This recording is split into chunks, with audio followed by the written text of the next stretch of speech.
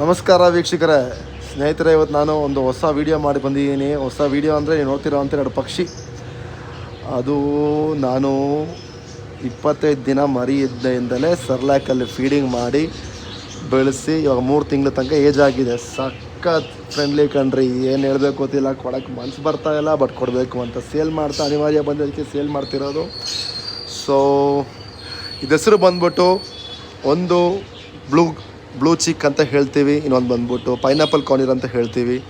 So ಎರಡೂ self feeding ಇದೆ, ಸಖತ್ ಫ್ರೆಂಡ್ಲಿ ಇದೆ, ಫುಲ್ಲಿ ಟ್ರೈನ್ಡು, ಫುಲ್ಲಿ ವೀನ್ಡು, ಊಟ ಎಲ್ಲ ತಿನ್ನುತ್ತೆ. ಕಾಳುಗಳಾಗಿರಲಿ, ಮೊಳಕೆ ಕಾಳಾಗಿರಲಿ, ಇಲ್ಲ ತರಕಾರಿ ಆಗಿರಲಿ, ಹಣ್ಣಾಗಿರಲಿ ಎಲ್ಲ ತಿನ್ನುತ್ತೆ.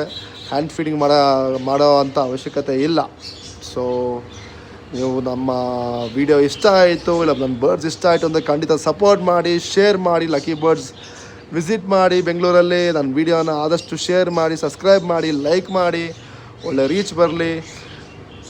ಸಾಕ್ರಿ, ಎಲ್ಲರೂ ಪಕ್ಷಿಗಳನ್ನ ಸಾಕಬೇಕು, ಮನೆಯಲ್ಲಿ ಪಕ್ಷಿ ಪ್ರಾಣಿಗಳನ್ನ ಸಾಕಬೇಕು. ಇದೆಲ್ಲ ಬಂದ್ಬಿಟ್ಟು ನೇಟಿವ್ ಬರ್ಡ್ಸ್ ಅಲ್ಲ, ಅಂದರೆ ಇಲ್ಲಿ ಹುಟ್ಟಿ ಬೆಳೆದಿರೋಂಥ ಪಕ್ಷಿಗಳು ಹೌದು, ಬಟ್ ಒರಿಜಿನ್ ಬಂದ್ಬಿಟ್ಟು ಅಲ್ಲ ಅಲ್ವಾ, ಬೇರೆ ಬೇರೆ ದೇಶದ ಪಕ್ಷಿ. ಸೊ ಜನ ಹೇಳ್ತಾರೆ ಗೂಡಲ್ಲಿ ಯಾಕೆ ಸಾಕ್ತೀರಾ, ಸಾಕಿ ಬೆಳೆಸ್ತೀರಾ ಅಂತ. ಗೂಡಲ್ಲಿ ಯಾಕೆ ಸಾಕಿ ಬೆಳೆಸ್ತೀವಿ ಅಂತ ಆಚೆ ಬಿಟ್ಟರೆ ಸರ್ವೈವ್ ಆಗಲ್ಲ. ಸೊ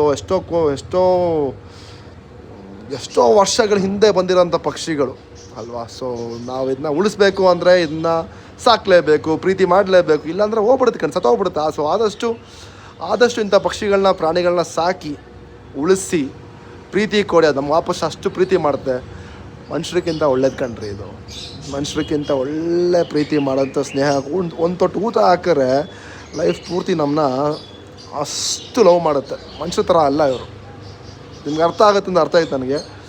ಸೊ ಏನು ಹೇಳಬೇಕು ಅಂತ ಗೊತ್ತಿಲ್ಲ. ಧನ್ಯವಾದಗಳು, ಥ್ಯಾಂಕ್ ಯು. ಮುಂದೆ ಹೀಗೆ ಸಪೋರ್ಟ್ ಮಾಡಿ.